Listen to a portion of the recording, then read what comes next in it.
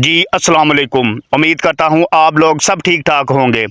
पाकिस्तान के साबका ऑलराउंडर और कप्तान शाहिद अफरीदी को इस वक्त सोशल मीडिया पर ज़बरदस्त तनकीद का सामना है। ये मामला उस वक्त शुरू हुआ जब शाहिद अफरीदी ने एक बयान में ये कह डाला कि 9 मई के वाक़यात के मनसूबा साज़ों को इबरत का निशान बना देना चाहिए।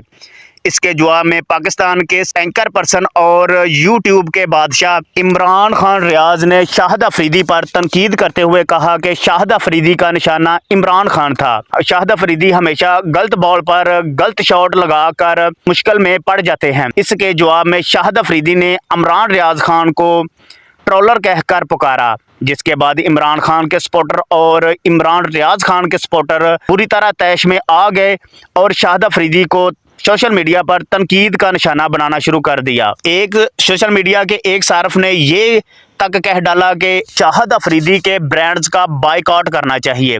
इसके बाद शाहिद अफरीदी ने एक वीडियो क्लिप जारी किया जिसमें उन्होंने कहा कि मेरा निशाना इमरान खान नहीं था, इमरान खान मेरे आइडियल हैं और मेरे वो हीरो हैं। अगर लोगों ने मेरे ब्रांड्स का बायकॉट किया तो ये उन लोगों के लिए तकलीफदा होगा जिनको इन ब्रांड्स का पैसा जाता है। मैं इन ब्रांड्स में जो पैसा लगाया है उसमें से जो प्रॉफिट आता है मैं वो गरीब लोगों में तकसीम करता हूँ। एक और खबर आपको बताता चलो कि बाबर आजम को दोबारा कप्तान बनाने का फैसला पीसीबी ने कर लिया है। पीसीबी ने बाबर आजम को कुछ दिन पहले कप्तानी से हटाकर T20 की कप्तानी शाहीन शाह अफरीदी को दे दी थी और टेस्ट की कप्तानी शान मसूद को दे दी थी, लेकिन वनडे की कप्तानी अभी तक किसी को नहीं दी गई। T20 में शाहीन शाह अफरीदी और टेस्ट क्रिकेट में शान मसूद की नाकस का कप्तानी की वजह से पीसीबी ने यह फैसला किया है कि बाबर आजम को दोबारा कप्तानी दी जाए। बाबर आजम इस वक्त उम्रे पर हैं, जब वो उम्रे से वापस आएंगे तो उनको बाकायदा कप्तानी दी जाएगी।